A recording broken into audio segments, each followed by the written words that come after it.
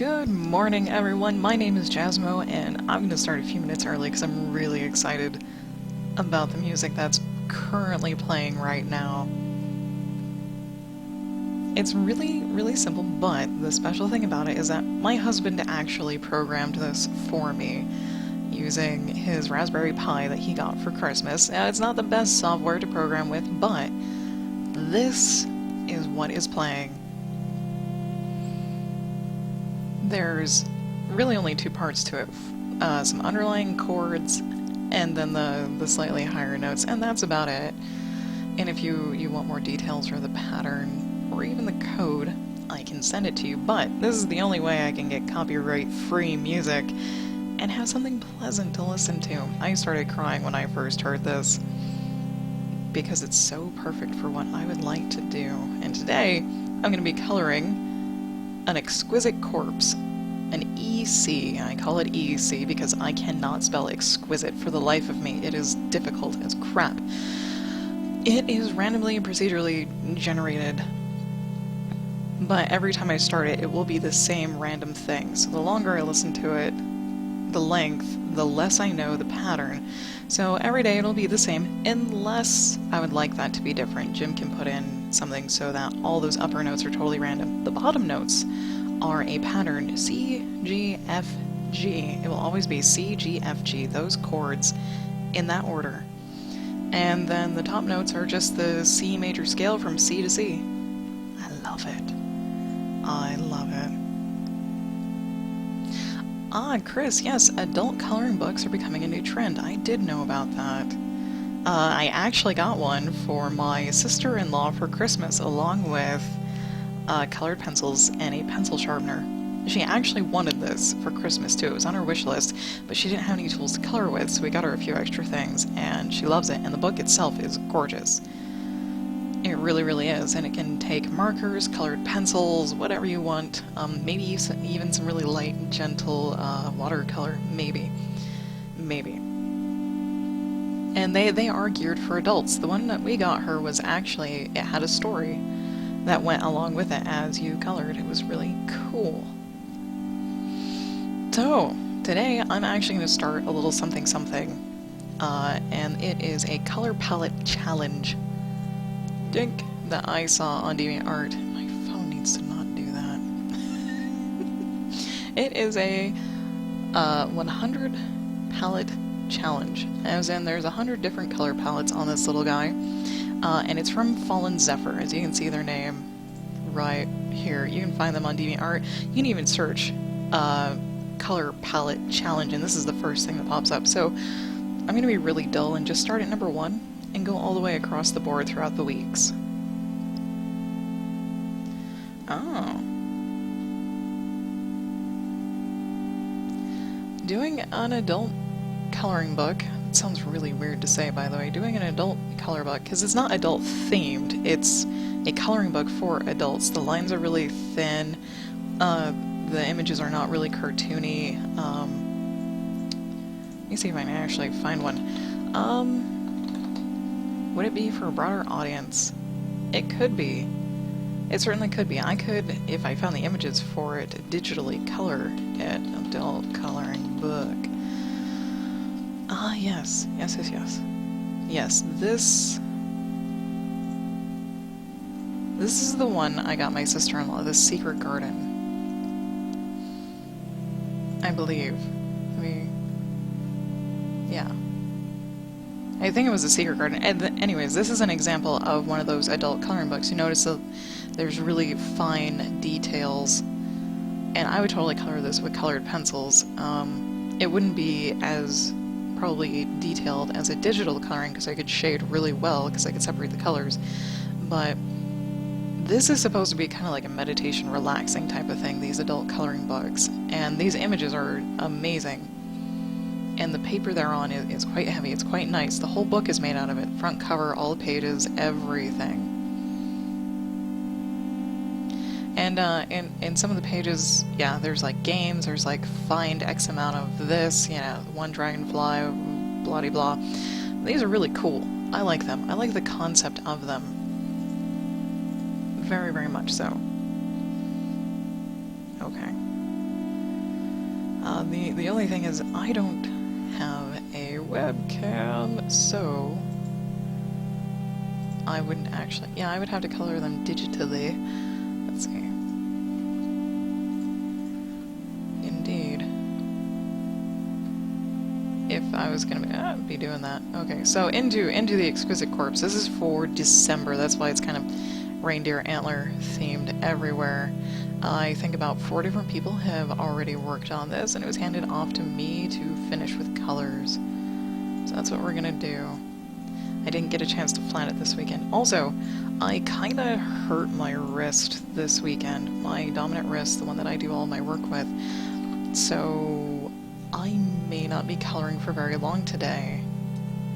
This might be rather short. I don't know. It depends on how much it hurts. Thankfully, the pain comes from like actually lifting, pulling, pushing things, and I don't really have to lift, pull, or push a mouse. So I might be okay. I might be okay to work for an extended period of time, like I normally do. But just in case, fair warning, if I stop early, that's why. That be why. Now I only have like 5, 6? 1, 2, 3, 4, 5. I have 6 colors to work with here. Oh my god. Only 6 colors. Do this. Little Elfie here. Now this is probably not a good piece to do the color palette challenge on, because there's so many different things going on in it. You know, people with clothes and stuffed animals. It would really be better to do this with like a portrait or a simple landscape. Yeah. Oh, that's right, that's right, that's right. Zalzard, oh, don't worry about hanging out too long. You popped in nice and early. Good to see you. Definitely good to see you. I forgot to say good morning to you and to Chris. But your phone interview, much more important, and I'm like a little Twitter-pated about it, really excited. Because you got really good vibes, I suppose. You have to look presentable and stuff, yeah. Gotta look presentable, man. I almost totally forgot I took a shower already. It's weird. Okay, the wrist really may not hold out so long. That's alright.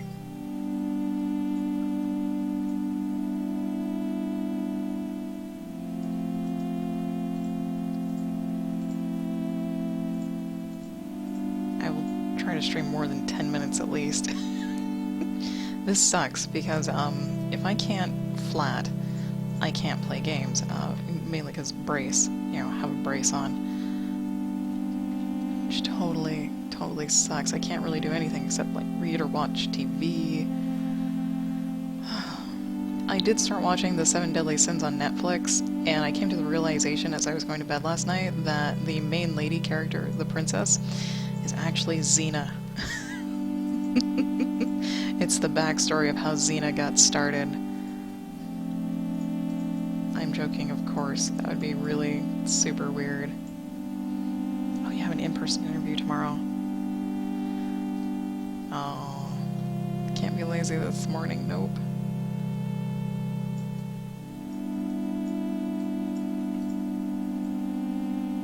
I've already worked out, took a shower, had breakfast too. Damn. Like, I'm all set and ready to do nothing for the rest of the day if need be. Can I type? I can kind of type. I can't even write. I spent like a good 4 hours just typing up drivel on Saturday just to get a whole thought process out of my brain. And I still have more to go. I think I'm only like a third or a fourth done with that thought process. It needs to go so I can stop thinking about it. I probably won't be able to do much for the next few days until things heal up again. God, I'm sucking at plotting this.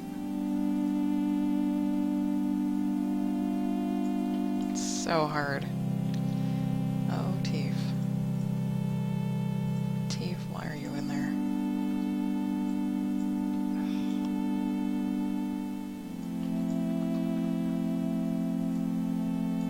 There we go. I'm loving this music. It's so pleasant. So far, so good. Let's do this guy and this guy.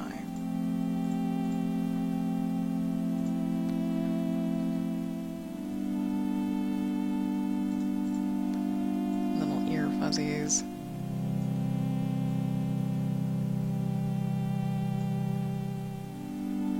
Okay, should probably turn that ding back on so I know when people are in the other chat.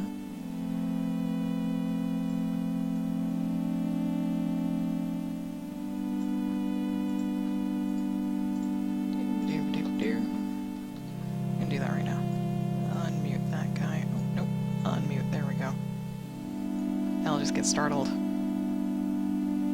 god, that looks like complete and utter crap. Just, to fix. Can I can sort of fix it by duplicating the layers to make the lines a little thicker. Sure, why not? I'm not really planning on coloring the lines anyways.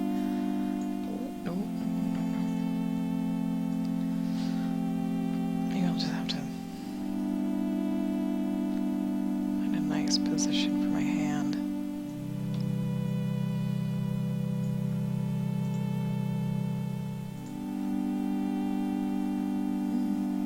Let's see. Anyways, 7 Deadly Sins. Oh my god. Oh my god. What is this here? It's an anime, like original Netflix production. But of course, it's made from the actual manga, however you'd like to pronounce it. And I've come to realize that there is a pattern that nearly everyone follows for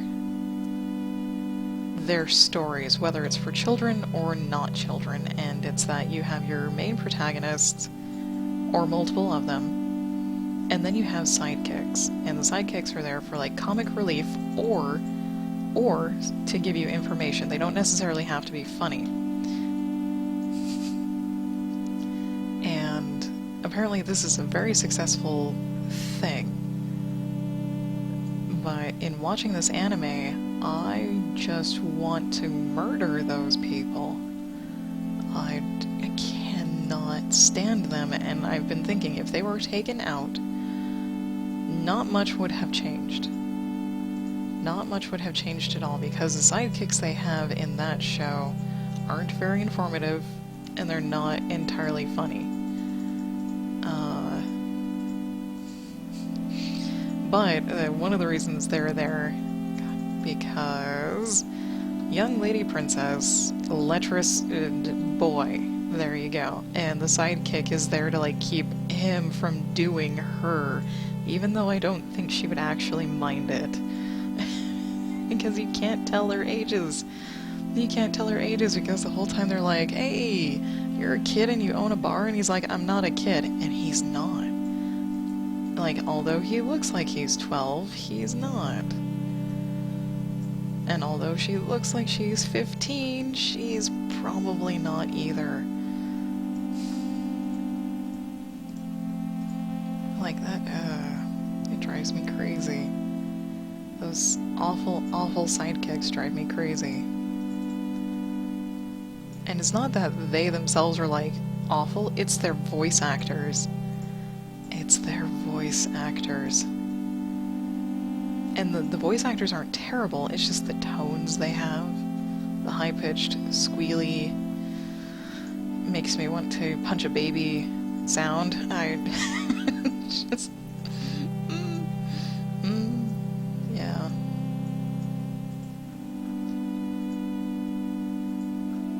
Like, I was gonna say, another example of that sidekick who gives information and he's not really there for comic relief is Afro Samurai, where he has this weird floaty dude following him around, the Afro Samurai. And the only reason they do that is because he basically speaks for him, because the samurai does not. He hardly says a frickin' word. And so we get very little information from him, but his little floaty companion gives us all the information we would ever need, even though it kind of sucks, because they have to blatantly tell you this information instead of letting you see it and figure it out for yourself.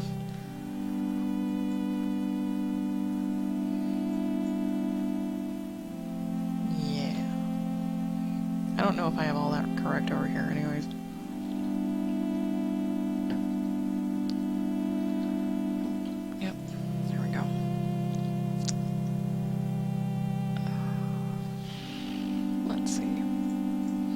Other colors do I have to work with? I think the majority of everything is going to be these colors, because I can. Like I said, this is probably the poorest piece to actually do this on, because there's so many different aspects to it. Was like, hey, why not? Sounds like a good idea. Not really. That Green Lantern piece would have fit, because hey, I only used like 3 colors on it. And I've seen like one other thing done in this color palette challenge, and it was gorgeous. It was gorgeous. It was the Sherlock Holmes, a British modern Sherlock Holmes. Very well done in purples with pink. Very, very well done.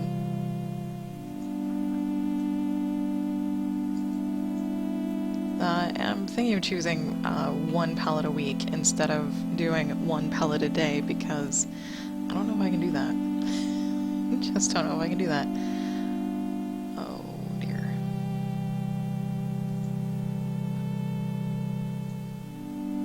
I was gonna make all that dark purple.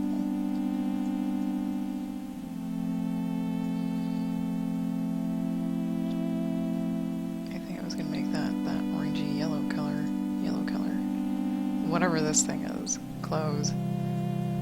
It almost looks like it's the lapel of a jacket. Right here. Oh shoot. Mind the gap. Mind the big gap. There.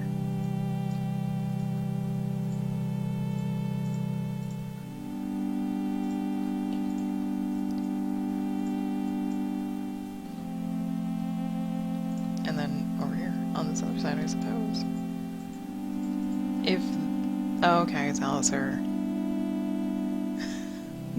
Thank you for letting me know that you'll let me know how it turns out. If you stream later today, I will probably most likely pop in, because there's very little else I can do today. I can't really do much work at all. Thank you for stopping by, I really appreciate it, and I'll catch you later.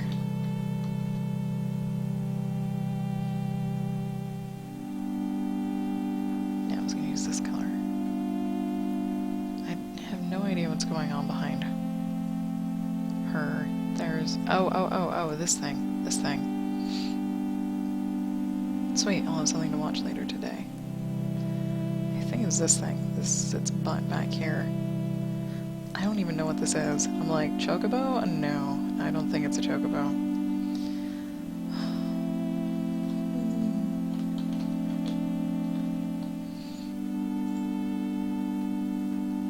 But then, what is this line?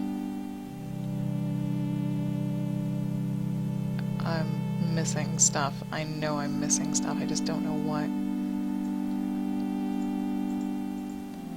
I cannot tell.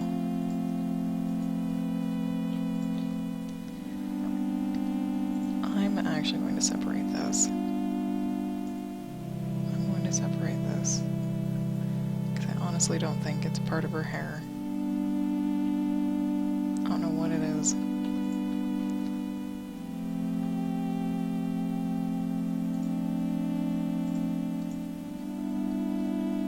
Not sure what it is.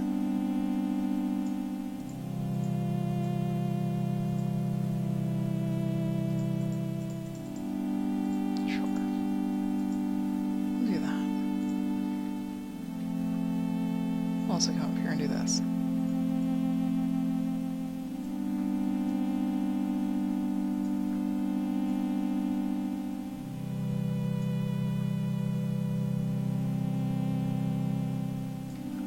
Like so. Alright. Is that? Apparently so.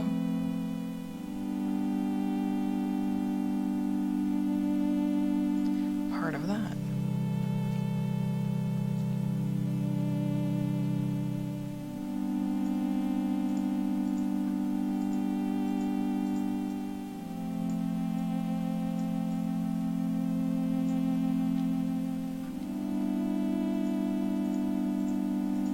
At least I chose a pleasant color palette. Because I wasn't sure if I was going to just follow in order. And I could have ended up, oh man, with, yeah, stuff. It's a lot easier to go in order though. Okay.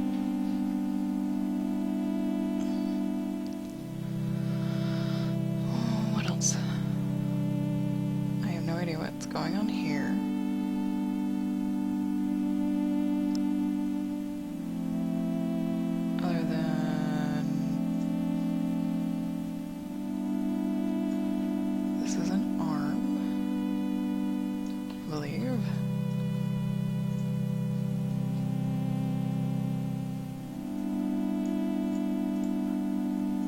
I will probably just end up flatting the part of this, maybe all of it today, I don't know.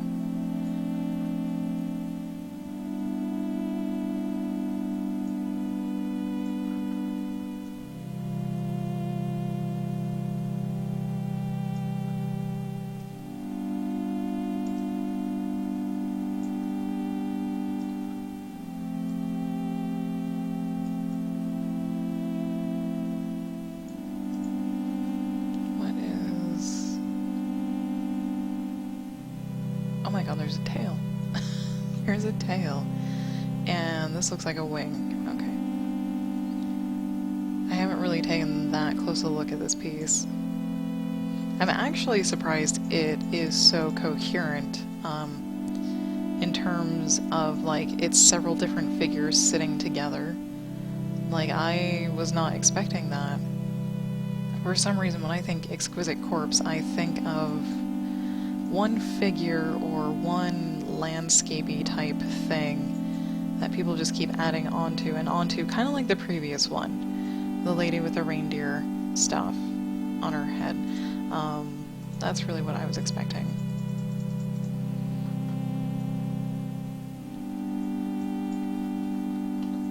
Quick. That actually looks not too bad.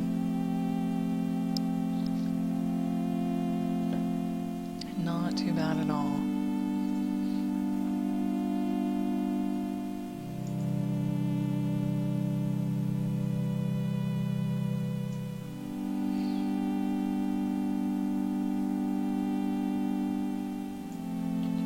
I will tap that and maybe get that. Yes, thank you. There we go. Very good, very good. I saw my thing. Oh. Of course.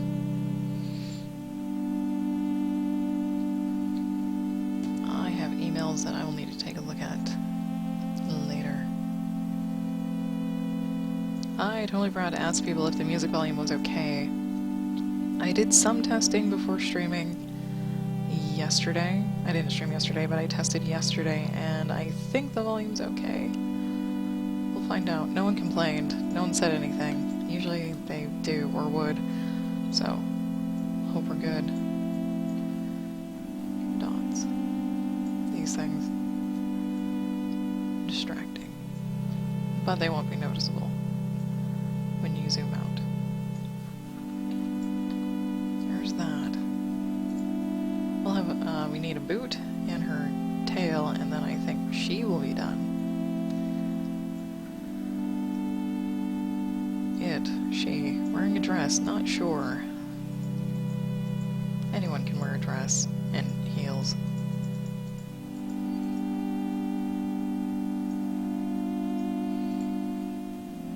Going back to the Seven Deadly Sins, I've been pleasantly surprised a few times in watching visual media lately.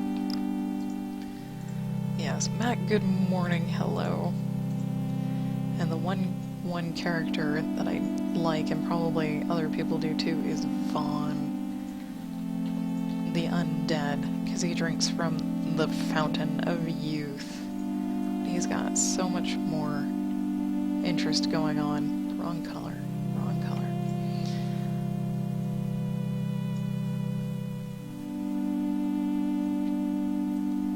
I half recommend watching Seven Deadly Sins. And the only reservation I have is because of stupid frickin' sidekicks. And... oh god.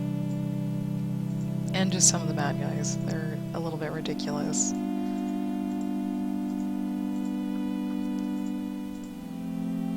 But it's kind of a standard ridiculousness for anime. Where, like, the people will talk and give you way too much information about what they're doing, how they're fighting, etc. Like, just shut up and fight, please.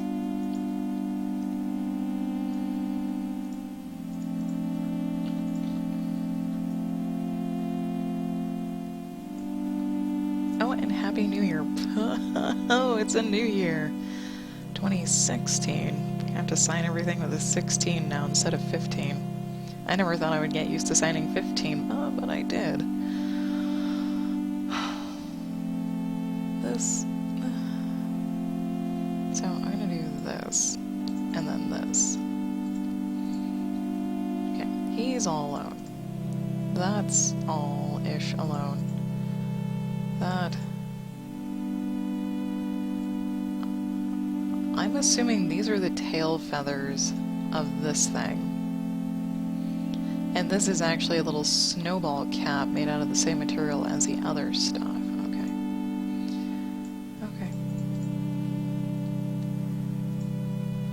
There. No. Give me the right thing. Thank you. So, tail feather. Tail feather? Something.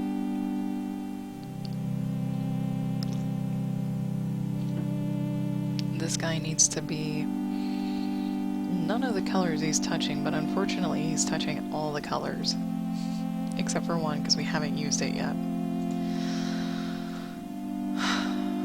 Which is this.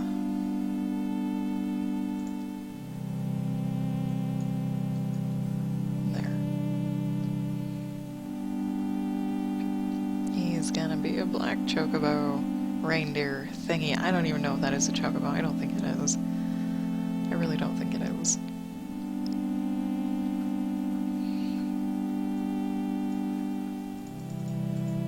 It's gonna be super, super dark.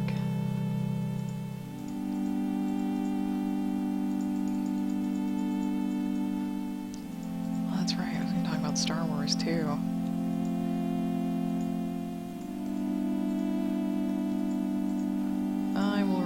Though. I'll refrain, because it's all speculation anyways.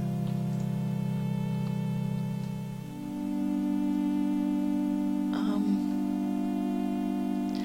gonna do his little thingy here, this little guy. Whose art, whose characters? This is an exquisite corpse made by 4 different artists. I think 1, 2, 3, 4, yeah. At least 4 different artists. Someone, yeah.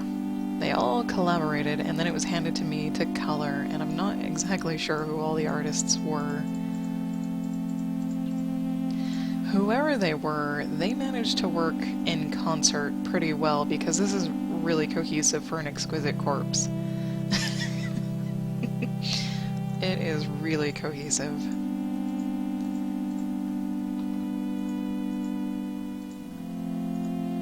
Because I'm used to seeing just like a mishmash, hodgepodge, almost Frankenstein-like piece.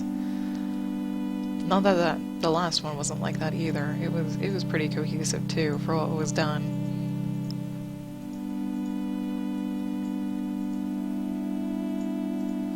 Is that all? Yes. Okay. Take this. And then on top of the Exquisite Corpse, I'm also doing a color palette challenge where I've decided to use this #1 color palette here. And I'll be doing this once a week, is using these different color palettes to either color something or paint something. I might paint something from scratch, which I never do, which I have not done, but there's a first time for everything.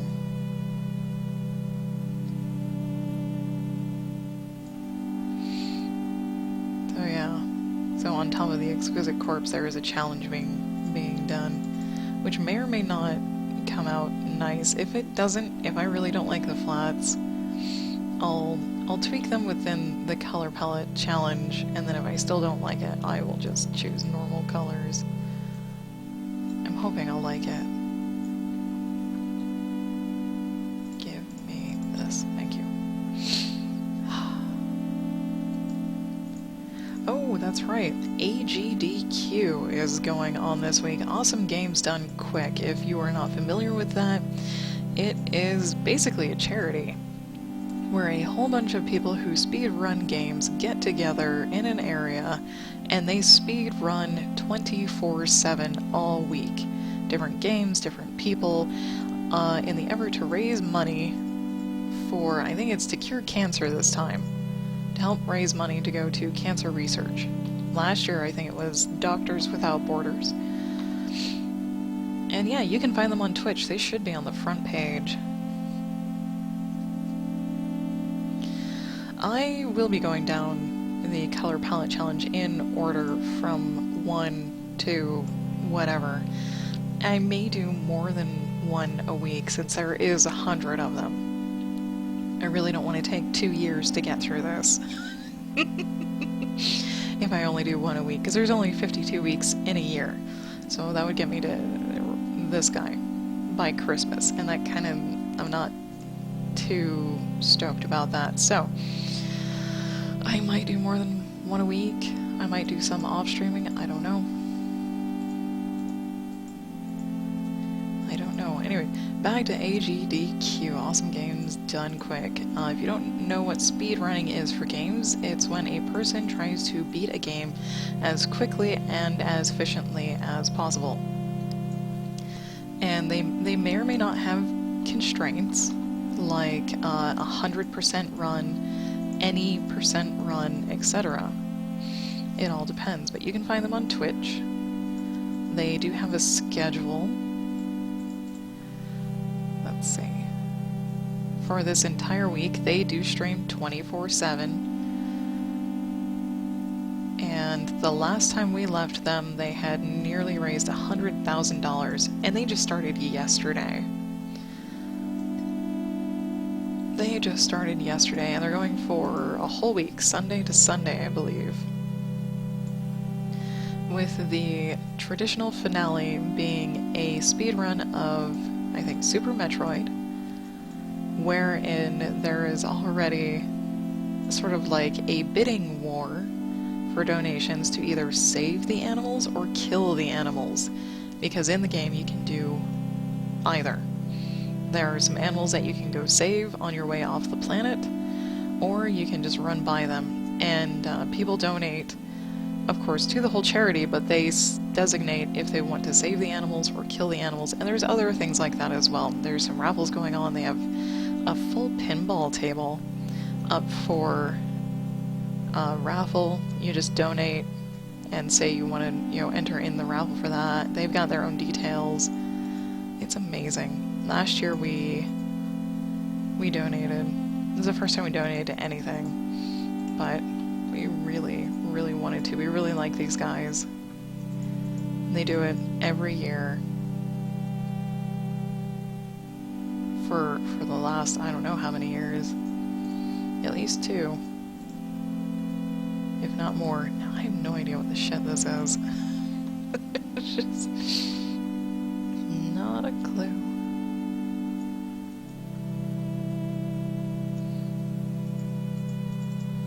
There.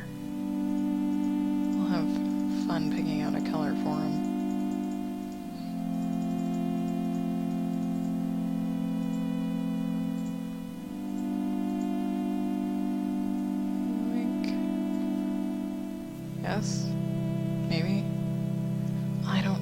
this dude's wing is, or how thick it is. Whole body then. Not on that. Whole thing right here.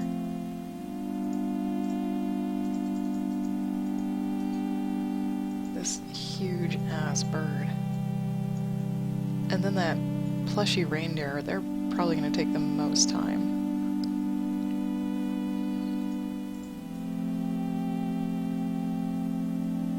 Depends on how detailed I want to get on this little dude down here I'm outlining. Is that the edge of it? It is.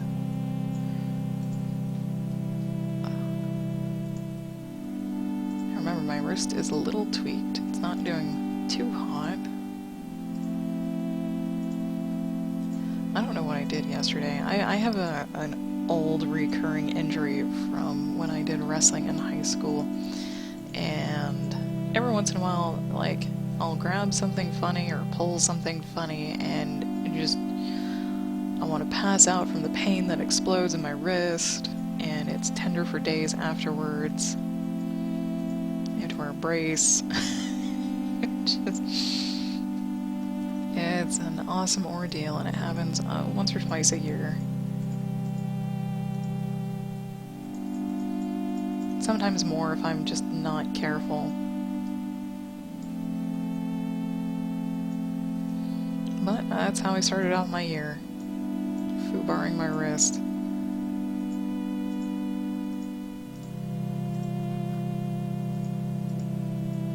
There we go. Jesus, this is huge. I'm not done yet. Why am I not done yet? I'm gonna mind the gap over here. I'm gonna say this is a gap. This is a straight up gap in between her and the bird. Can I now do this? No. Holy crap. Why not? Oh! I didn't mind all the gaps. Obvious answer is obvious. Ha! Ha ha ha. Magic.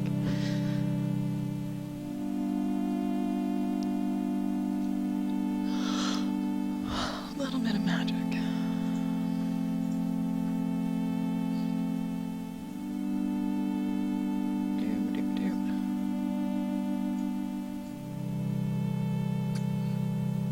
I think one of the speedruns this year is going to be a Mario Maker speedrun, random levels, and the guy, Trihex, has been training for it for a long time. Jim and I watch him because we love watching him speedrun Mario Maker, essentially anything. Really, he is extremely good at speedrunning, super adaptive, quick with his fingers.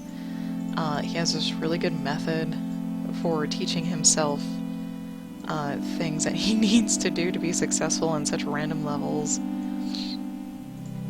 Learned a lot from him.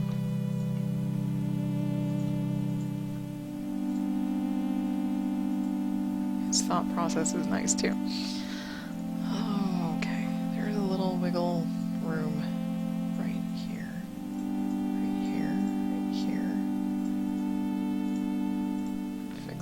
Ugh.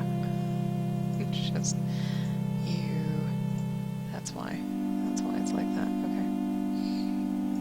I know you can't see it because it'll be posted at like this size, maybe even this size, so you won't be able to see most of it.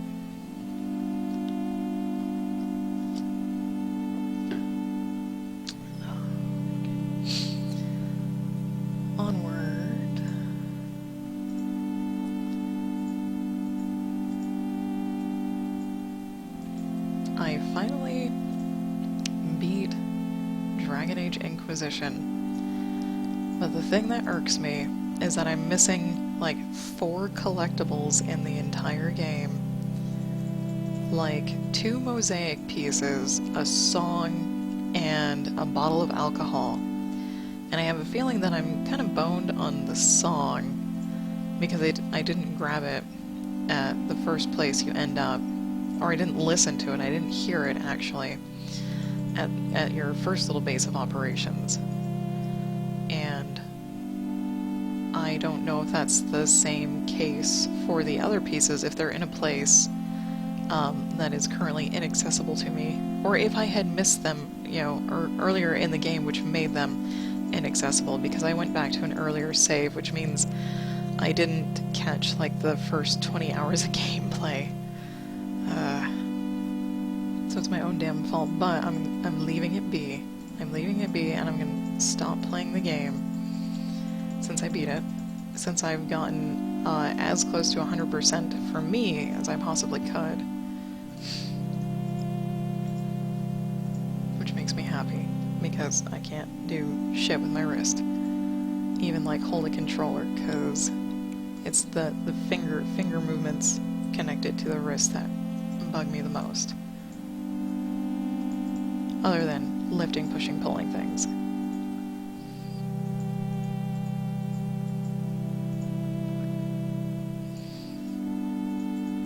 And because I wanted to know what the other side of Dragon Age Inquisition was like, I played a nice guy. A super nice, practical dude, an actual dude, who I modeled after the guy who plays as Green Arrow on Netflix. There we go. And but he did what was necessary, so he didn't do, like, all the good things that you could possibly do. But he was as nice as he could be, as cordial as he could be, while still doing what he thought was right for the Inquisition throughout the game. And I wanted to find out what the game would be like if you were a complete and total asshat. If you chose all the aggressive things, if you wanted to intentionally ruin people's lives, because you can apparently romance more than one person if you break it off with the first person and move on to someone new. So you could totally ruin someone, their emotions and feelings and whatnot. And the one playthrough I found is from a well-known lady that I can't really stand, which made me sad, because I do actually like her as a person. She's very informative, she does her research, she has sound theories, but when she plays, she needs to turn her volume down and the game volume up, which I can't do for her, and I can't watch her. I tried to watch her, and I can't. It's like the rest of her videos, she's doing voiceovers, they're not live or gameplay, unless they're specified as such, and I've never watched any of her gameplay stuff. I've only watched just her informative research and theory stuff.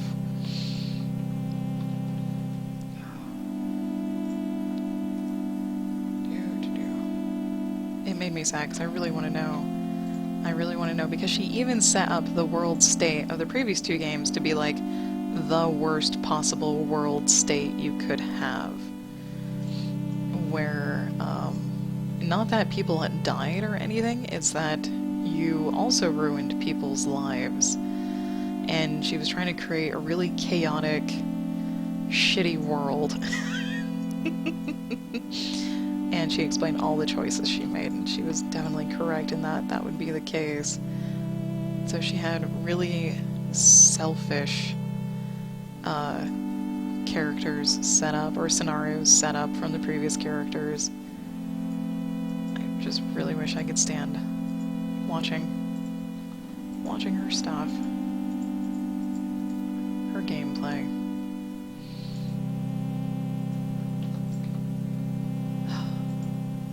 That's enough about that. My obsession is slowly waning. Thank God. It's embarrassing when you get so into something like that. At least for me it is. When you get so into something, you just can't stop talking about it.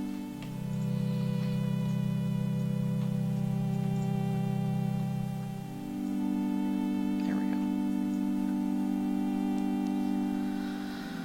go. Okay, little chocobo dude. Done. Yeah. Chocobo dude is done.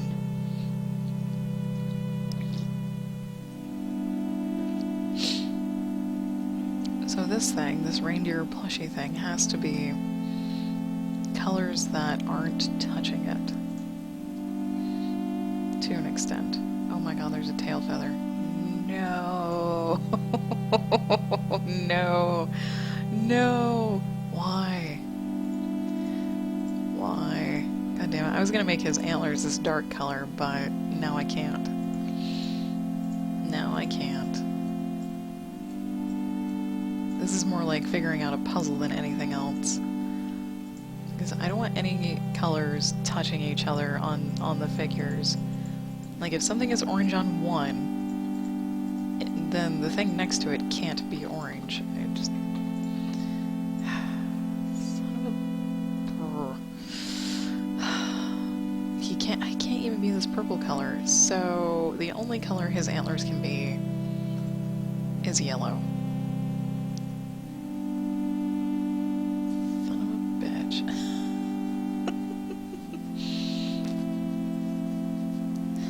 Yeah, I'm usually not like that. I'm usually not totally enthralled with something to the point that I just can't stop talking about it, and it's all I talk about until I find something new to talk about. I'm usually not like that unless it's a really epic, like, RPG game, or a really awesome book, or a really awesome show. Because I'm not really good about talking about things like that. I leave out a lot of details. I don't explain things in order. Of course, I'm also assuming anyone who's listening or the people I'm talking to already have seen or done or experienced what I'm talking about, so I don't have to explain myself. But I will soon stop talking about it.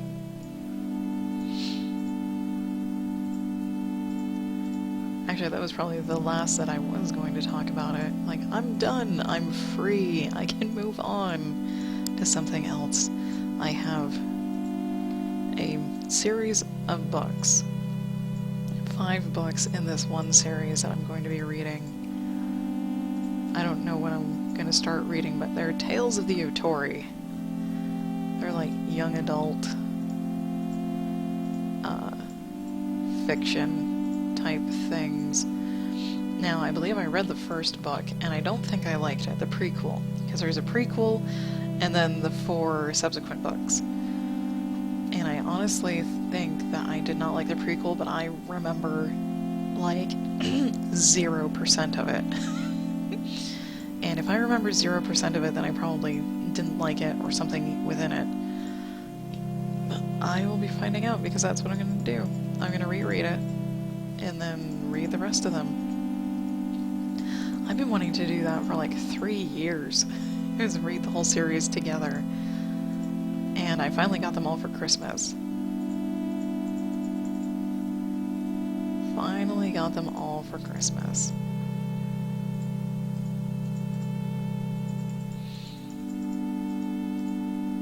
That's probably what I should start doing today, because that's about all I can do. Or finish watching The 7 Deadly Sins. The one curse that I have is I will stick with something only because I believe it will get better. And I will stick with it either to the end or nearly to the end. And it's not because I want to know what happens, it's because I believe it will get better. Like, characters will finally find themselves in acting for TV shows, or the plot of this one cartoon will suddenly mature into this wonderful thing, or these books will finally, the author will finally start finding their own characters' voices for these books. 99% of the time, I am wrong. I am dead wrong, and that's not a feather, it's his ear. 99% of the time, I am wrong that things will get better. Unfortunately. That is his ear, but it's not dashed. But it should be his ear because stuff. Because I was going to have you be this color. There.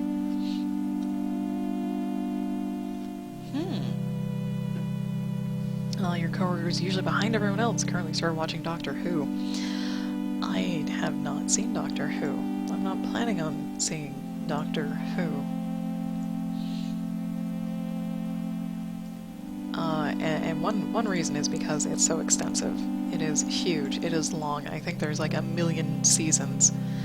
That's one deterrent for me right there, is that it will eat up so much of my time. And yeah, because I have the ability to binge watch at my pleasure, and I get sucked into stories so badly that my willpower is gone. My willpower is gone because I will be just into the story 100%,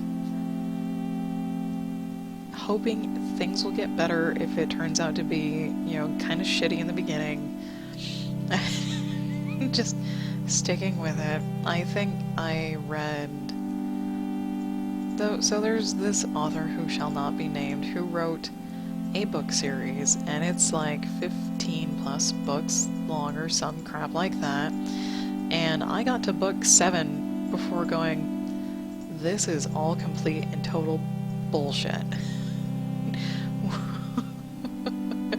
This person has a very warped sense of reality, and they actually ended the book on a note that left me satisfied with all the crap I had just read, and there was no reason to continue.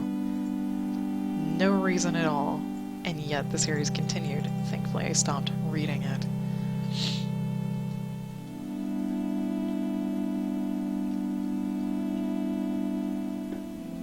No, I usually watch, if I'm trying to give a TV series a chance, and it's got 4, even if it has 2 seasons, maybe even just 1 season on Netflix, I'll watch that whole season, even if it's a shitty show. Even if it's just terrible and the acting is bad and the story is crap, I'll watch it, hoping it will get better, and then I will watch the second season, hoping it will get better, and if it doesn't get better by the end of the second season, or by the middle of the third season, I stop watching. But it takes me that long. It takes me that long because there are a lot of things to consider. A lot of things to consider. Like when I first saw the preview for the new Batman vs. Superman movie, I thought it was ridiculous. I thought it was the most idiotic, stupid thing I had ever seen, because it just looked like a pissing match between Batman and Superman, with Wonder Woman stepping in going, "Tisk, tisk, boys, take it outside." That's what the preview looked like to me, until I watched it a few more times, and I watched Angry Joe kind of break it down into something that makes more sense, that makes better sense. Because, how they did the previews left me with that really awkward, bad, awful taste in my mouth. But it's not that I wanted to like the movie or to like the trailer. It's because I felt I was missing something, because my judgment of it was so harsh. It was so harsh. Something had to be wrong. I had to be missing something. And I kind of was. I no longer think that about the trailer. But don't ask me why that is, because I don't remember.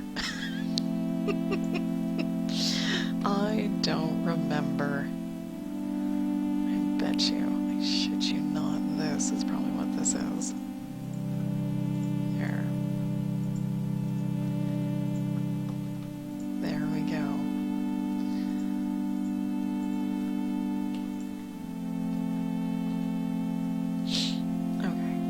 Don't ask me what I want his muzzle color to be, because I have no freaking clue.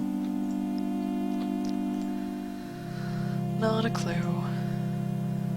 It might just have to be the same color as the rest of him. Unfortunately.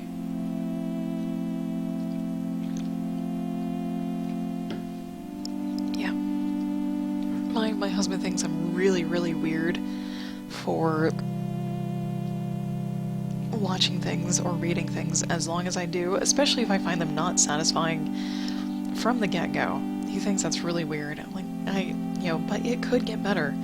Some things I've read, some things I've watched do get better, and things just mesh into this really awesome story. That's all I care about.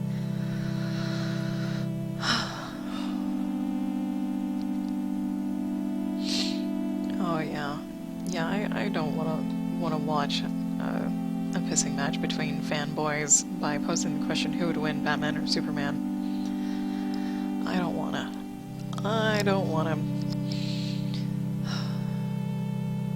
I've got my opinions and they shall remain just that. I guess your muzzle could be a little on the orange side. Like, I have my opinions and then I have research. Because in my heart of hearts, I'm like, I would love Batman to win. I honestly would. He's my favorite person ever, I think. Barring all the comic information, all the canon comic information that follows him. But Superman would take the cake, unfortunately. Because research and practicality and reason and logic, all those wonderful things that no one wants to think about. Does that look too creepy? It kind of looks a little too creepy. Yeah, I'll sometimes watch something until I can get a resolution as well, Mac. But actually that's not really true. Oh, well, that one book series I read until I got resolution because I knew it was coming, and I knew it was going to continue, and I needed a good stopping point to where I didn't want to burn the author alive. That looks way too creepy. But so with this. Actually, that doesn't look too creepy. Oh my god. Let's start from over here. I just want stories. I love stories. That's why I play the big RPG games. That's why I read. Because not only, do you read stories, you get to learn about these people, you get to learn situations. Right? You get to learn about different types of situations, what people did in those situations. You kind of gain a little bit of life experience through experiencing these other stories. Because then you can reflect back on them, think about what you would have done differently, or think about, how you would have agreed with a person doing something in a particular situation. It's life experiences. That, and it also tells you, or gives you, a little insight as to how people write and how people think things should go. Like, I'll bring up Jessica Jones. It was a good series. The one thing that bothered me, and that was entirely left out, was the actual law that could have been incorporated, that should have been incorporated into the entire situation and series. What I mean by law, as in, like, law enforcement. Actually following the law, because Jessica Jones in the series on Netflix is a private investigator, which means she should be very aware of all the different types of laws she needs to know for doing private investigations and all that other stuff. And the things that happened around her, there should have been FBI crawling all over this city looking for her. Like, from a couple episodes in, or something, or like halfway through the series, enough stuff happened that was large enough to probably gain the attention of every law enforcement person. Just, they totally missed out on bringing in either a little bit of drama or a little bit of reality. One show that does that very well and extensively is Castle. Castle's all about the law. All about the law. And I actually really like that series as much as I really didn't in the beginning because Nathan Fallon is not my favorite actor. But it turned out to be a really good series. Oh, you just finished? Yeah. Jessica Jones. They could have introduced more law facts, I guess I'll call it, or enforcement, or knowledge on Jessica's part, because she's a private eye. You kind of need to go through some training and all this other stuff, right, to become a private eye. And they did do a good job on, like, here's a standard contract. Like, this is a contract, you need to sign it so I can do the things that you want me to do. They needed to take it, like, 2 steps further. And probably leave out half the sex that they showed. It's just... yeah. Yeah. Castle is really well thought out, really well put together. I watched the entire series, not in one sitting, but, you know, the sort of all at once, and like a couple of years ago, and it still left an impression on me at how well they did everything when it came to the law, because it's about an author who shadows a police officer in order to write his new book, which I thought was amazing. I thought it was an amazing concept, and it made a lot of sense too. Let's grab this guy. It made a lot of sense that an author would follow a police officer around to get all the facts, right?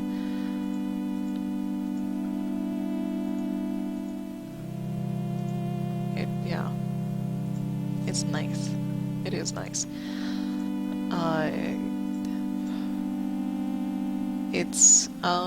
It's not super serious like Law and Order though. It's like one step up in the lightness.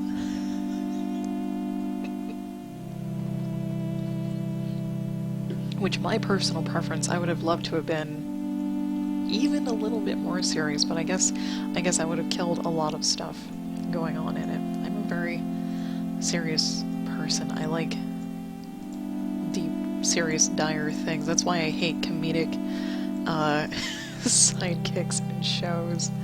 That's up the middle. Yeah.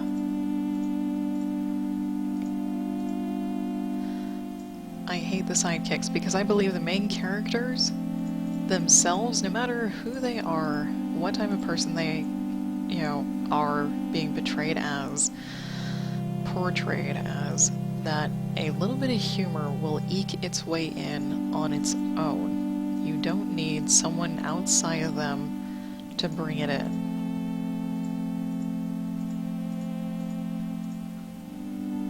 I need to fix this. This is driving me crazy.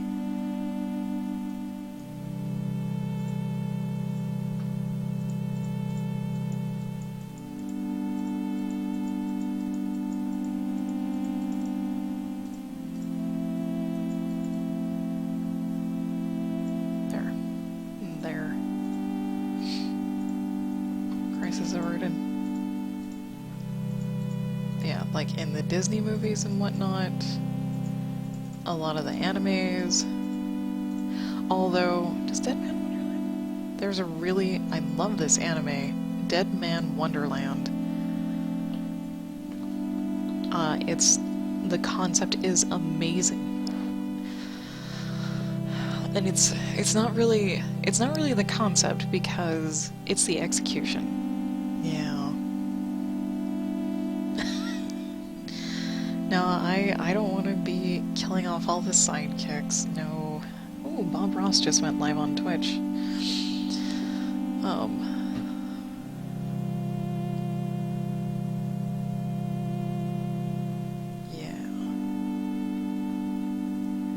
I just wonder what shows would be like without their sidekicks, when it was up to the main characters to bring their own levity in.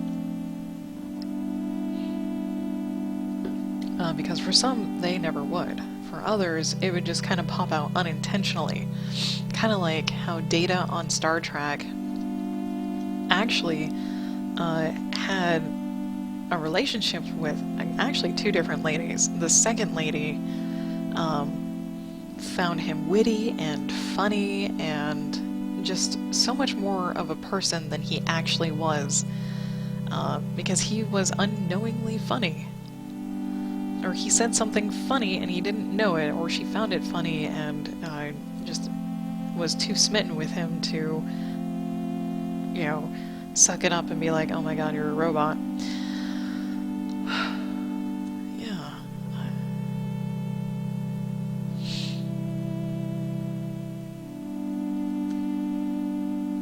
Mostly the sidekicks annoy me because of their outside levity and their high-pitched voices, or just how exasperated and exaggerated and dramatic they can be. Like in Inuyasha, the little tick guy is a little exasperated. Yeah. Yeah. Like, yeah. Let me just keep saying yeah.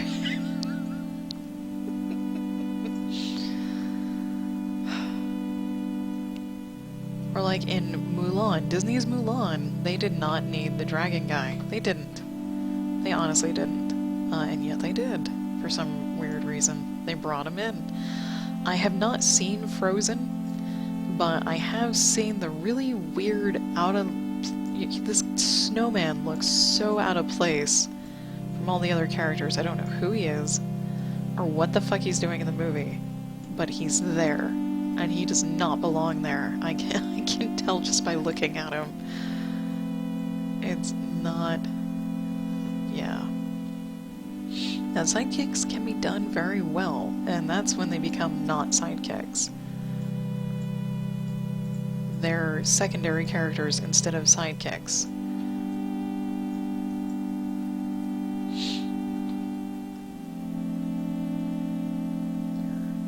I don't know if I'm doing this right.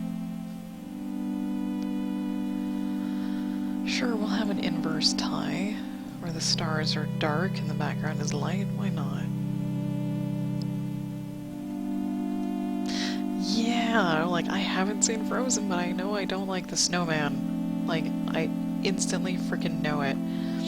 Even if it's, like, one of the main characters turned into that snowman, I don't even know if that's the case. If it is, I hope to God it gets turned back. If it's not, what the fuck is there a snowman in there that looks like he shouldn't be there? That was actually the reason why I did not go see the movie. That was a reason. I saw that snowman, not even in like a preview or anything. I saw him in a still image and I was like, nope, not gonna. That's how impactful sidekicks can be.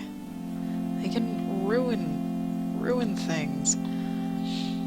Like, entirely, utterly. But then again, you need someone to do the cleaning, right? Just, if you live in an establishment, you kind of need someone who does cleaning or picks up the business while your main people are doing their thing. Which is responsibilities, man. Have the frickin' main characters take responsibility for whatever the hell that they're doing. It's the only way. This guy can only be yellow, can't he? No, he means purple. Maybe this little tiny purple thing.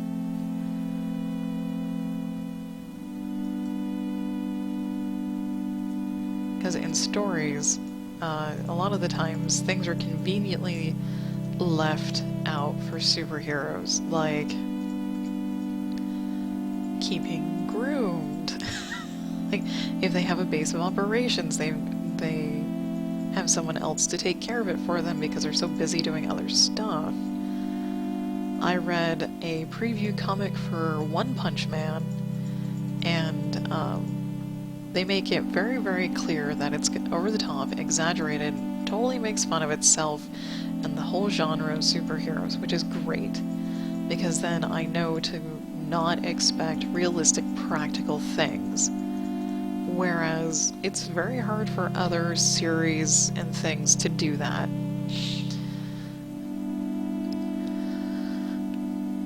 Ice Age? Oh god, Ice Age. I don't mind the little squirrel guy, honestly. He's the most real character out of all of them. The little insane squirrel guy from Ice Age is truly the most real, practical thing in the show. Because he's a survivalist. He's concerned about one thing and one thing only. Actually, two. Food and living. Which is what all of those creatures, animals, should be concerned with. Food and living. Those are the immediate parts. I'm gonna have this here. Now, I haven't seen all the snippets and bits with the little insane squirrel guy, so I don't know how much they've used him and abused him. But the third thing he should ever be concerned about is with finding a lady squirrel, or a boy squirrel, depending on what it is. And that makes him the most real. He's not concerned fixing anything, saving anything but himself or his food.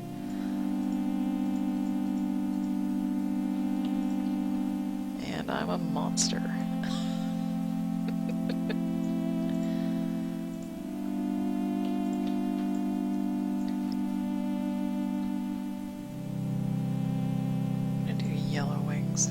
Gossamer yellow wings here.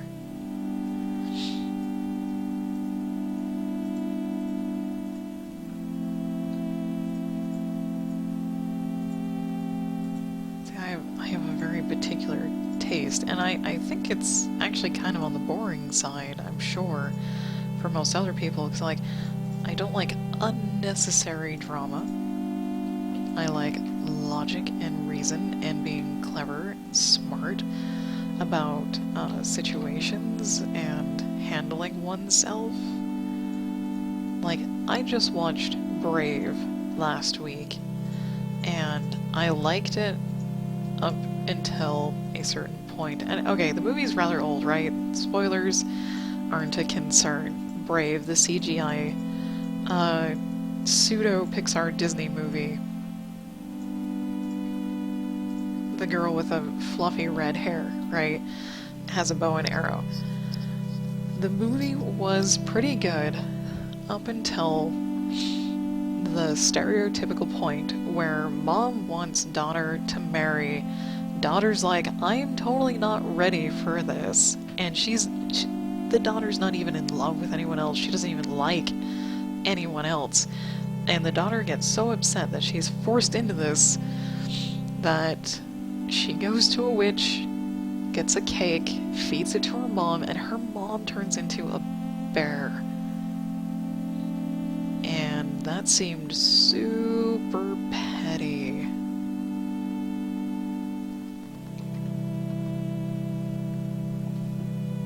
And it did not fit the story in the slightest.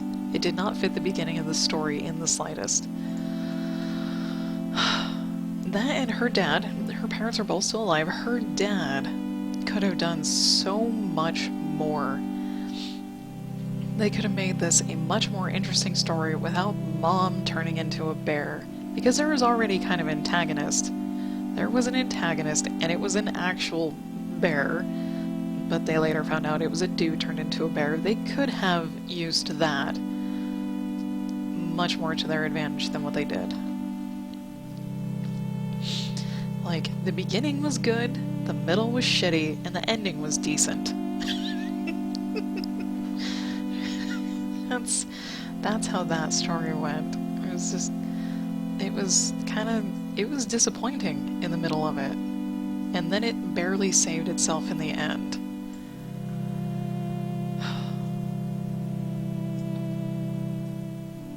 So critical.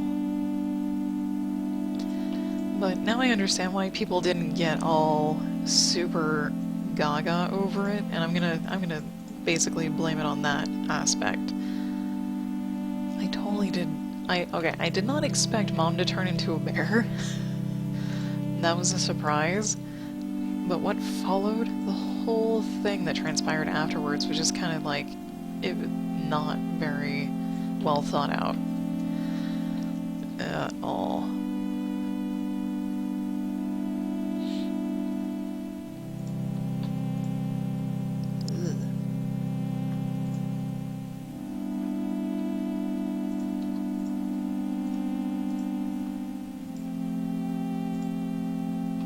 Crap, can't do that either.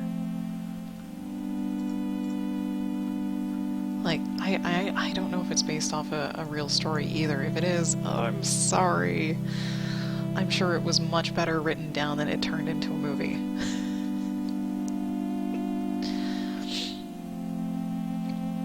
You know what? I can't. This has to be this color. It has to. There. I super think they fast-tracked it to get it out the door because it wasn't well thought out. It really wasn't. I will defend it. I will defend the fact, though, that the princess seemed rather young. Like, she felt like she was maybe between 16 and 18 years old, and acting in such a brash and quick manner is like a real person. It is like a real person, like a real girl would do that, but as soon as she got home, after she has had an actual time to think, like, between the witch giving her the cake and her feeding the cake to her mom, the few minutes before she was going to feed the cake to her mom, her brain should have kicked over back into logic, and it probably should have went more like she's staring at the cake in the kitchen going, oh my god, what do I think I'm doing? This isn't right. And then her mom walks in and goes, oh, is that for me? A peace offering. And Merida would be like, no, and her mom eats it anyways. That would have been a better scenario than her just flat out giving it to her mom.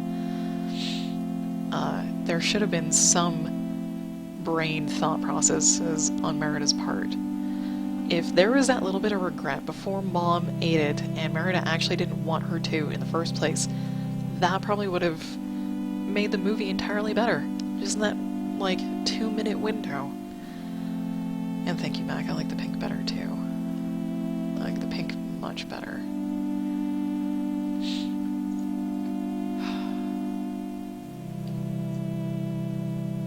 Gonna have black eyebrows, black beard.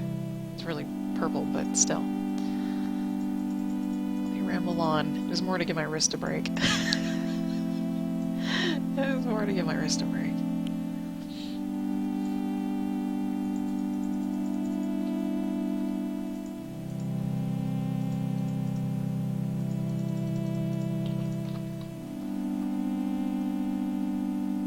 Yeah, now that I think about it, that would have been way better had she had a moment of clarity and realization before shit hit the fan.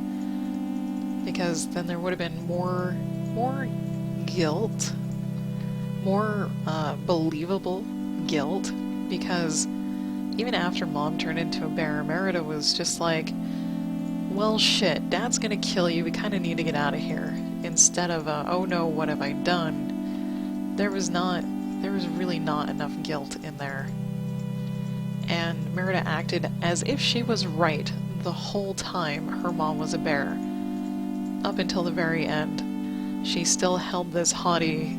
It wasn't really haughty, and I don't know if it was intentional, but she held the air that she was right, and her mom got turned into a bear because it was her mom's fault.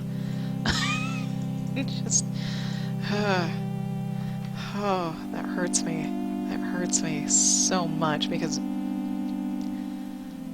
Merida is a terrible, awful person. And she, yeah, that whole scenario, terrible, awful, awful. If she had that one moment of humanity, it would have been so much better. And I wouldn't think that she's a terrible, awful person. Because even after saving her mom, I still think she's a terrible, awful person. Which makes me really disappointed in her. Which makes me not feel good at all. Not at all. I don't like being disappointed in people, especially people that aren't real.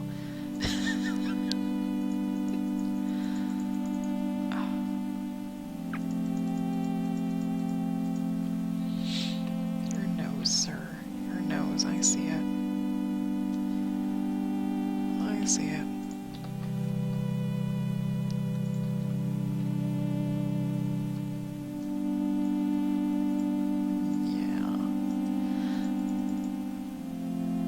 I think I had a similar rant after I watched Darkman?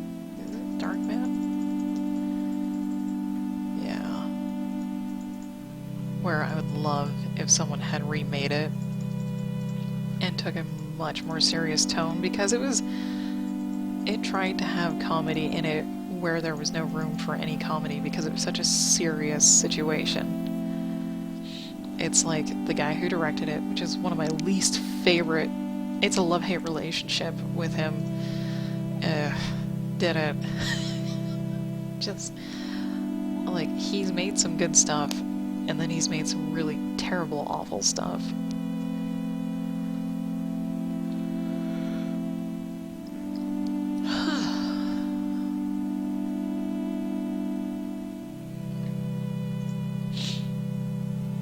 Yep, we're doing this. Save often.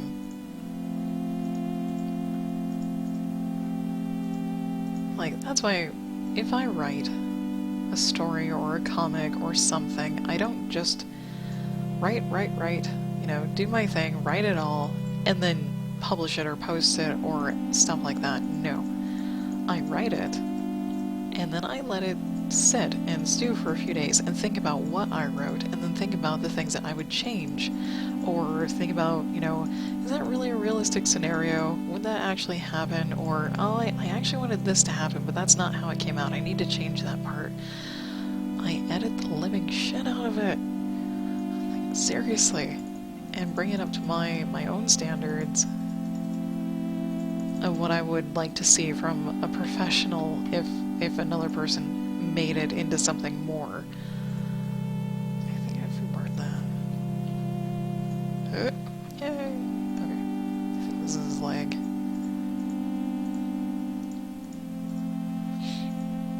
Because I'm writing some drivel right now, and I already know what I want to do to go back and change things to make it better.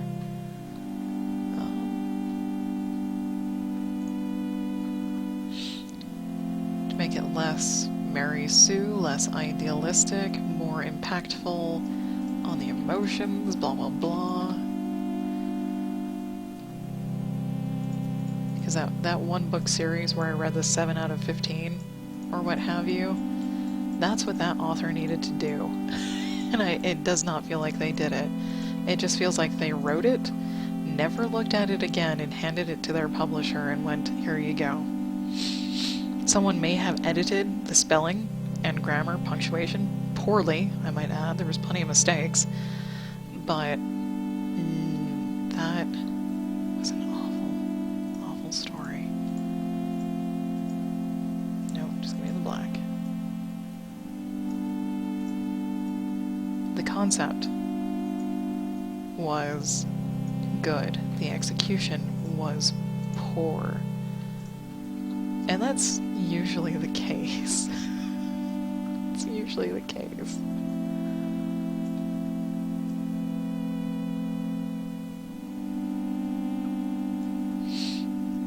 Oh, I will talk about Star Wars. I will. But not necessarily about the new Star Wars. I'm going to talk about Jar Jar Binks. And apparently on Reddit, there's a thread on how Jar Jar Binks could actually be or have been a Sith Lord. Like, he would be the evil dude. Instead of Count Dooku stepping in, it would have been Jar Jar. And there's actually a ton of evidence, solid supporting evidence for this theory. And it's amazing. It is truly amazing, and I would have loved it if it had been so. But everyone hates Jar Jar, right? Because he's a freaking idiot. He's all over the movies in the most uncomfortable, nonsensical, comedic ways that people hate. But why didn't people have him stick around? The theory is that he was not only like a Sith Lord, but he was in cahoots with Senator Palpatine about the whole shebang. It actually turned out kind of nice.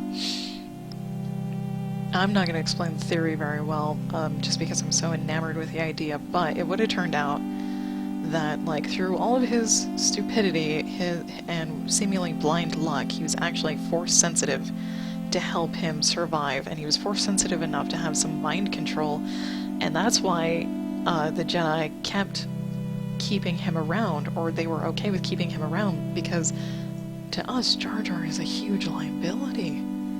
He's this massive liability that you would never take anywhere with you because it would endanger you, it would endanger him, and yet he's there. Is that too much? There's a YouTube video about it. There is a YouTube video about it that explains it very, very well, very, very thoroughly. Yes. And it is this one. I won't play it, but it is this one. Jar Jar Binks, an evil Sith mastermind. The theory by Dash Star. Several good points. You should watch this. You can simply search Jar Jar Binks Sith Lord and choose the second one by Dash Star. I would have loved it if Jar Jar turned out to be this evil mastermind, this Sith, or at least Force-sensitive behind everything, because he would have been the one to fight Yoda in the final movie instead of Count Dooku. And how scary would it be to see Jar Jar, this floppy, goofy thing, suddenly become very serious, very deadly? Oh my god. I think that would have saved the movies. I honestly do. I think that would have saved the movies. I'm gonna take a break. I'm gonna take a few minutes to rest, get up, stretch, and all that good stuff, and I will be back very shortly.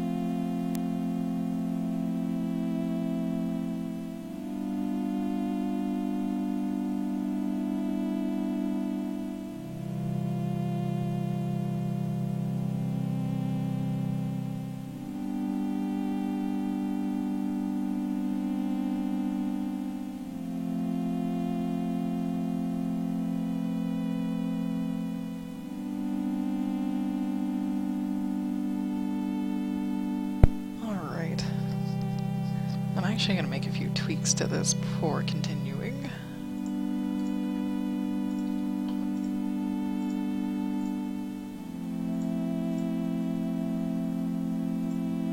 Is there any other yellow? There is. Oh, I wanted to use the yellow as a highlight. Like, did I use the darkest color? I think I did. I don't think I should have. Oops. Stop it. I did. Okay, I should not have. I needed to use a different color.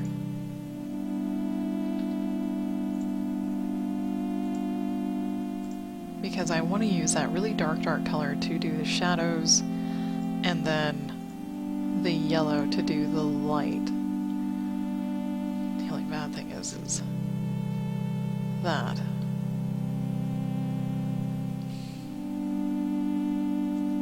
And his beard. No, fudge. Fudge. Nose. It has to be that way. It has to be that way. Damn, alright. I don't know how well I can shade, because I don't know how well I can grip my stylus, but we'll find out. I may be super lazy, actually, and just do some really general things, generalized things here. Hand me these two colors. Hand me this guy. Hand me this guy. And this. Okay. So far, so good. Plus, it would also suck to end right after I took a break, which I've done a few times and felt really, really bad for.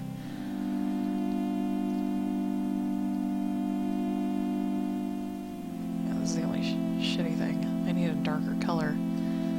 Okay, so that's what I will do.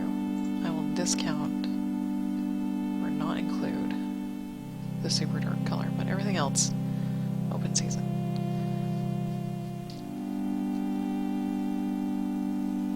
Maybe. I'm actually going to choose this guy.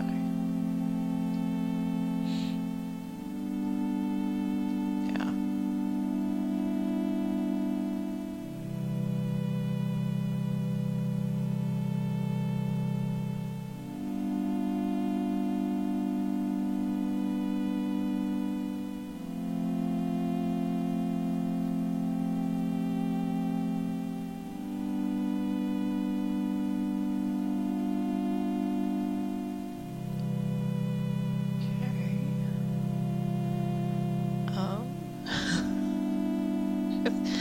Oh, chibi faces kill me. Chibi faces kill me. They're so hard to shade because they're just so featureless. It's not a bad thing, but it's also true. They're so featureless. Makes it rather difficult to shade them properly, coherently.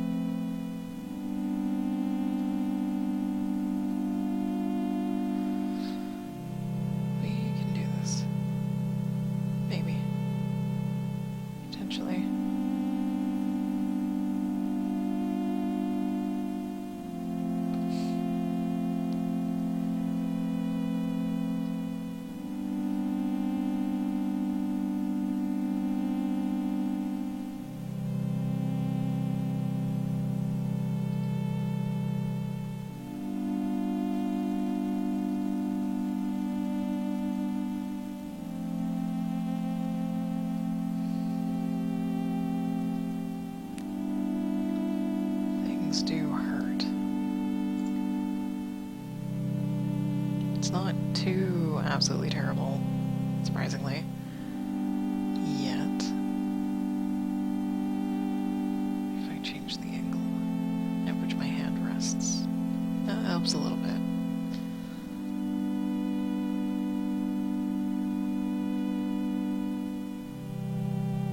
Okay, that's right, we're not on the dark purple. No. There we go.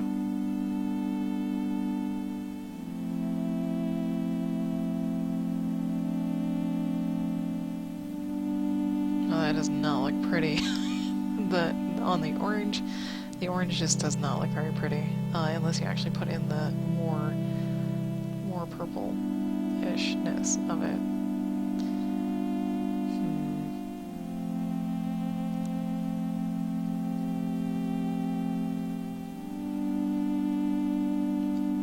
That looks flat out bad.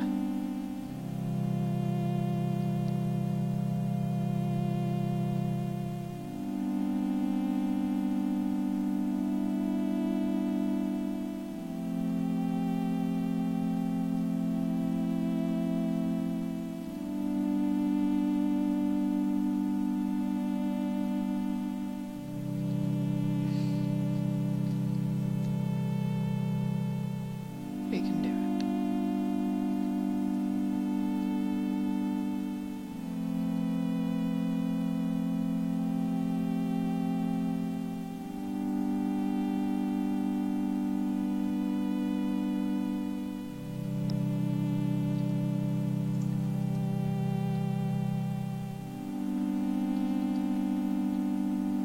We can do this.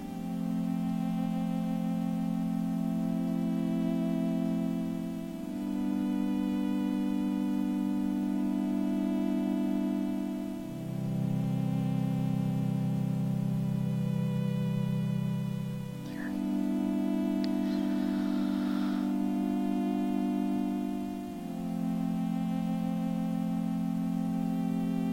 The same color, that's fine.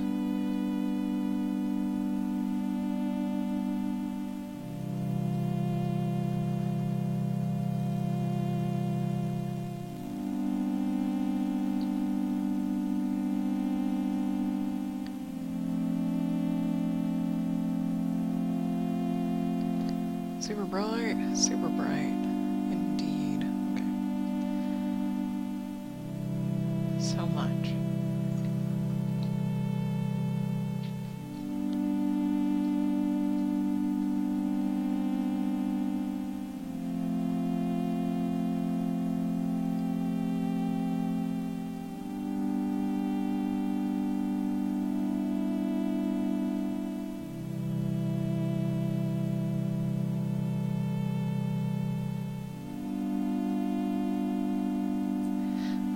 Buttons for nostrils? I have no idea, because this is a plushie of some kind, right?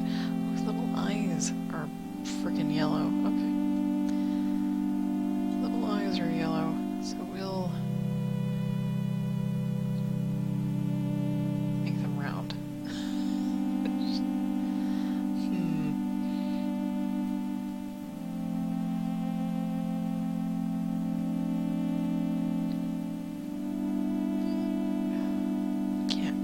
Too hard.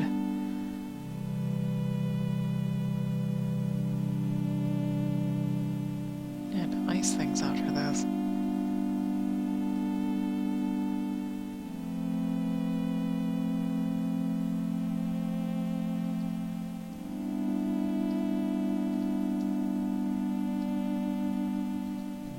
The same color. Okay, that's the same color, that's the same color.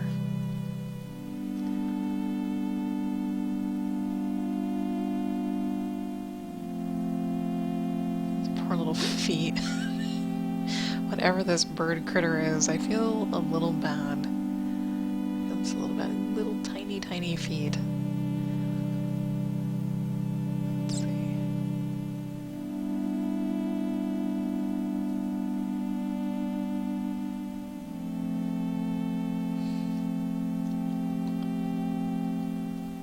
Same color.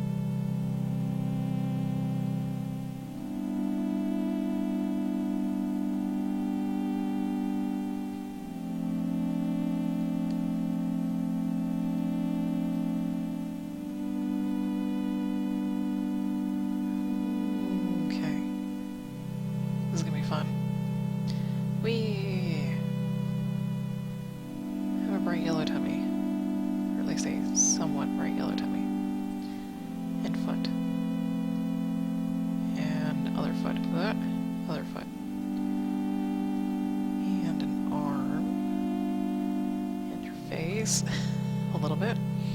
Your other arm. Definitely.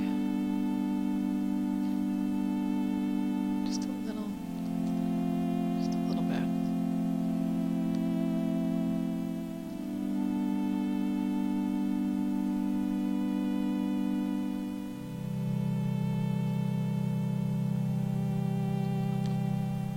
Get small, there we go.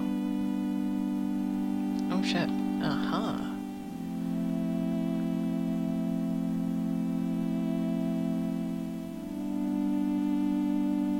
Didn't really bother coloring most of him, did we? Lol.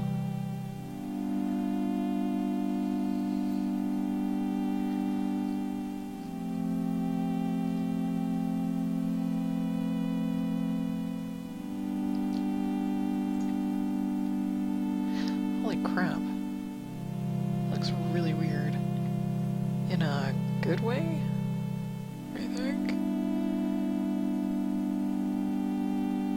I think I'll like these color palette challenges if things keep turning out like this. Oh, he's turned. Oh, guess what? That's his arm. This is his arm. Damn it. Like, this is his backside, as in this is supposed to be pink fur right here. Whoops. Or whatever the hell it is.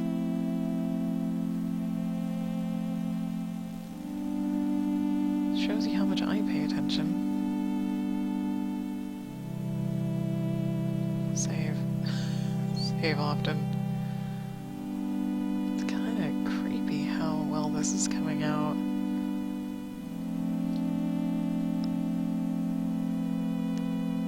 Oh, nice, Mac. Streaming. I'm gonna start streaming. That would be awesome.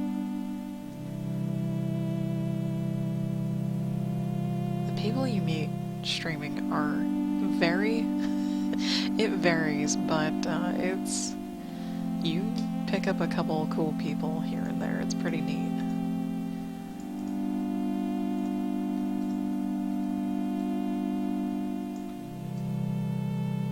It's supposed to be pink. Here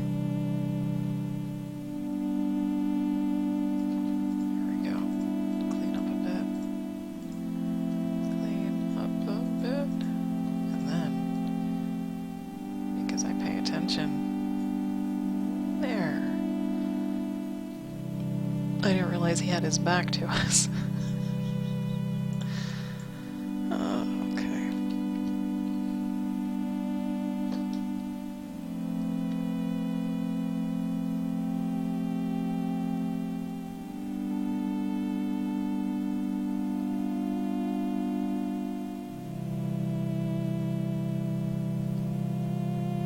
This is the same color. Okay, that's the same color.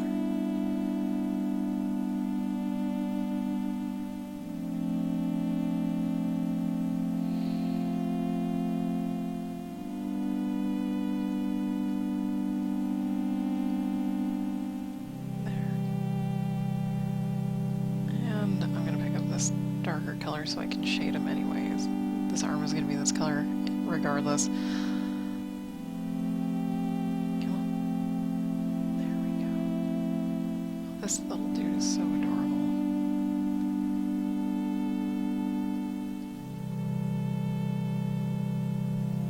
He's just so adorable.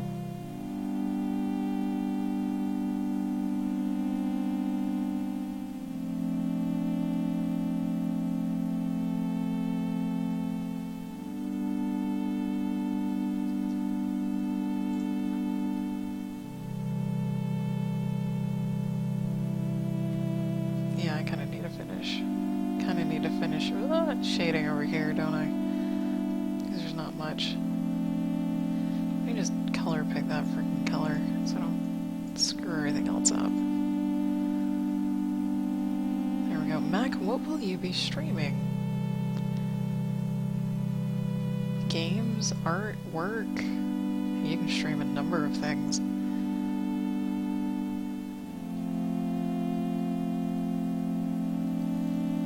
Even on Twitch, you can even stream, I think, like talk shows. I think it has to be like related to gaming at least, though.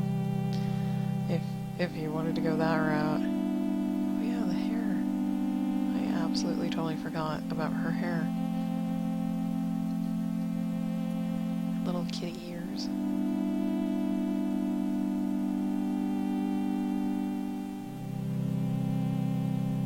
That's right. Color pick the color.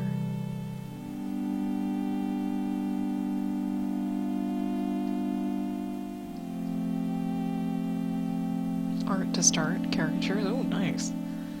Ah, doing a comic. Streaming definitely helps you work on comics.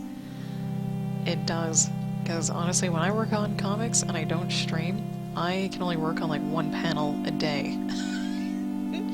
Whether it's inking or coloring or otherwise, it's like one panel a day. And when I started streaming, it was one page a day, either inking or flatting. It was nice because then I can actually get stuff done in a much more reasonable amount of time than like procrastinating the shit out of it. Give me this guy. I already had him. Super dark. Super dark. Yep, super dark. It's not in the color palette, but it's here anyways.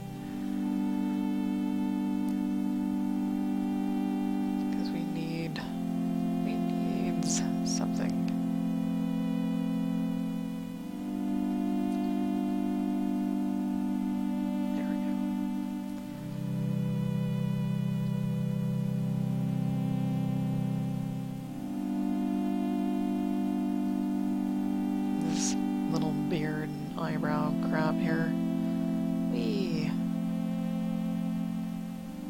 No disrespect meant to any of the artists, honestly. I feel like a jerk. I feel like a jerk.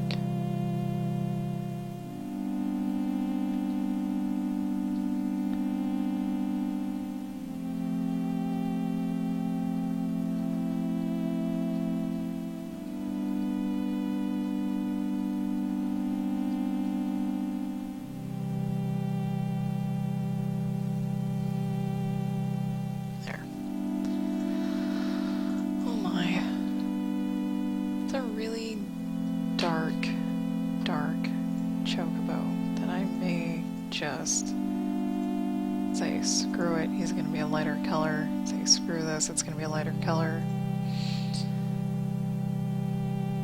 Because I can.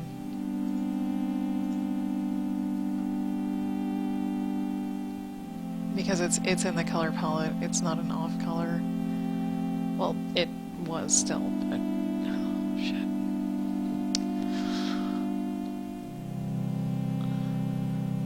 This is not nearly as refined as I would like it to be, but my wrist is killing me. I'm surprised I made it this far. And I am going to call it. I'm gonna call it. Oh my god, it's 16. There we go. Thank you everyone for watching. I really appreciate it. Love talking to you guys in chat. It makes my work so much more fun. If you'd like to know when I go live, you can follow me on Twitch or on Twitter at JasmoColors. I stream every day. Tomorrow is a critique. Critique. Oh my god, it's a critique. I will catch you guys all next time.